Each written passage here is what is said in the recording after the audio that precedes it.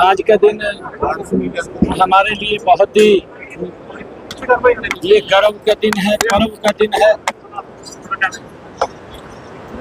आज माताएं महाव्रत रख करके छठ मैया का पिता पुत्र की लंबी आयु के लिए सूर्य नारायण की पूजा करते हैं। आज कुरुक्षेत्र की सुपवित्र भूमि ब्रह्म सरोवर के ऊपर हजारों की संख्या में माताएं यहाँ पर अपने पिता पुत्र की लंबी आयु के लिए पूजा अर्चना करने के लिए यहाँ आई है। मैं सभी माताओं को बहुत बहुत बधाई और शुभकामनाएं देता हूँ। जो सूर्य नारायण की इस ब्रह्म सरोवर के तट के ऊपर हजारों की संख्या में माताएं जिन्होंने सूर्य नारायण देवता की पूजा अर्चना की है, मैं सभी को बहुत बहुत बधाई और पूरे प्रदेशवासियों को, देशवासियों को मैं बहुत बहुत बधाई और शुभकामनाएं देता हूँ। ये पर्व आदरणीय प्रधानमंत्री नरेंद्र मोदी जी ने जो शब्द कहे हैं कि एक भारत श्रेष्ठ भारत की झलक अगर कहीं पर दिखाई देती है, इन महापर्वों में हमें दिखाई देती है। जब हम मिलकर के परिवार सहित इन पर्वों को मनाते हैं, मैं सभी को इस छठ मैया के महापर्व की बहुत बहुत बधाई और शुभकामनाएं देता हूँ। मुख्यमंत्री साहब, आज आपने अपने क्षेत्र को भी कई सारी सौगातें दी हैं, उसके बारे में देखिए, क्योंकि मैं कल यहीं लाडवा क्षेत्र के अंदर था, चाहे यहाँ पर पेहवा से लेकर के यमुनानगर तक कुरुक्षेत्र बाईपास और लाडवा बाईपास होते हुए 4 लाइनिंग रोड बनाने का काम यहाँ पर होगा, उसकी भी पिछले दिनों मंजूरी आदरणीय गडकरी जी के नेतृत्व के अंदर वो हुई है।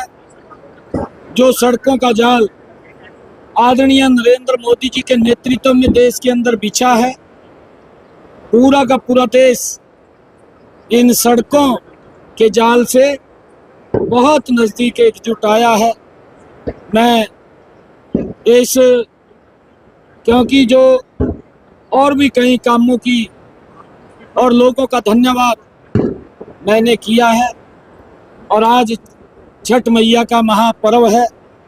पहले मैं करनाल में गया हूँ, करनाल के अंदर भी हमारी सरकार ने वहाँ पर पवित्र घाटों का निर्माण, ताकि हमारे जो उत्तरांचल के सभी भाई बहन हैं जो बड़ी आस्था से इस महापर्व को मनाते हैं, उन घाटों का निर्माण भी हुआ है। चाहे पानीपत के अंदर है, फरीदाबाद के अंदर है, पलवल और चाहे यमुनानगर के अंदर है।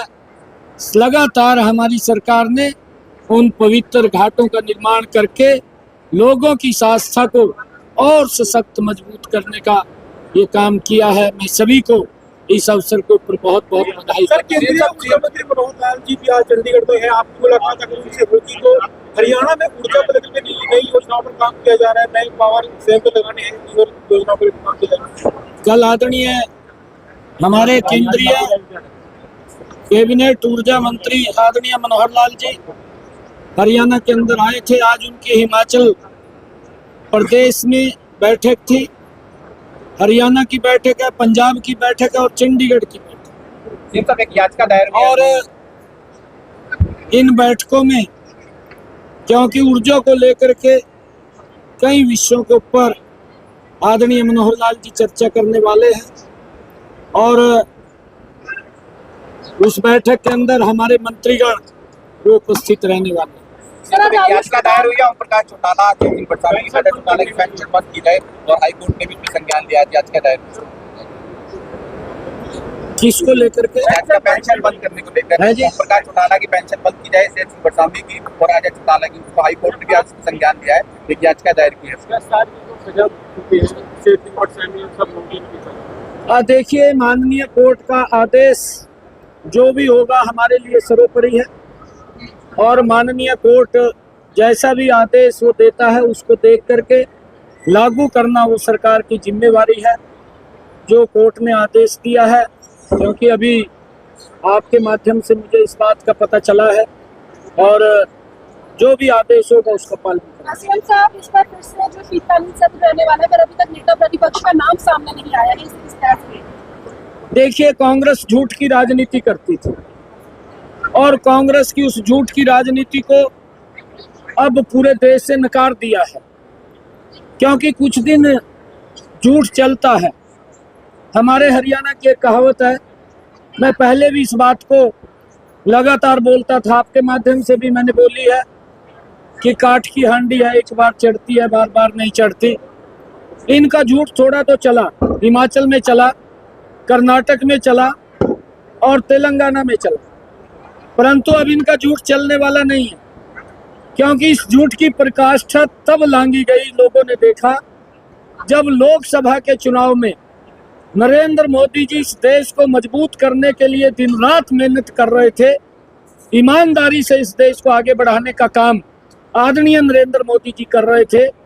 कांग्रेस ने डॉक्टर भीमराव अंबेडकर जी के उस पवित्र संविधान की बुक को उठा करके लोगों के बीच में जिस प्रकार का भ्रम और झूठ बोलने का काम किया, लोगों ने अब उनके चेहरे को पहचान लिया है।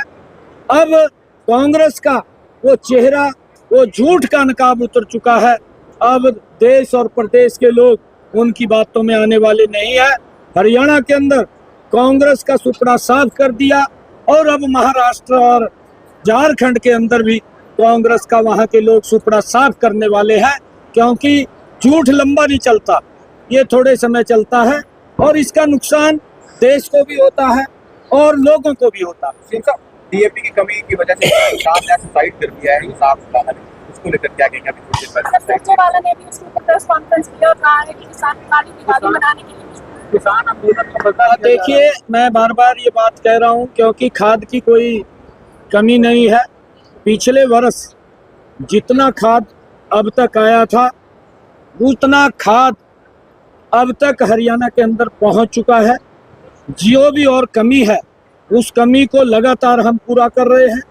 किसान को हम डीएपी की खाद की कोई कमी ना रहने देंगे, क्योंकि जो यूक्रेन और रसिया का युद्ध चल रहा है उसके कारण से रास्ता जो डाइवर्ट हुआ है और रास्ते के कारण वो थोड़ी देरी उसके अंदर आई है, और हम शीघ्र ही, क्योंकि लगातार उसका सर्कुलेशन बना हुआ है, खाद की कोई कमी नहीं है, खाद पहुंच जाएगा। और अभी भी देखिए, थोड़ा धैर्य, मैंने पिछले दिनों भी ये बात कही थी कि हमारे किसानों को पैनिक लेने की आवश्यकता नहीं है, धैर्य रखने की आवश्यकता है और खाद की कमी नहीं है। जो मैंने कहा है कि पिछले वर्ष जितना खाद हमारे पास आया था उतना खाद हमारे पास अब तक पहुंच चुका है, और खाद की अगर आवश्यकता होगी धीरे धीरे करके वो भी पहुंच रहा है।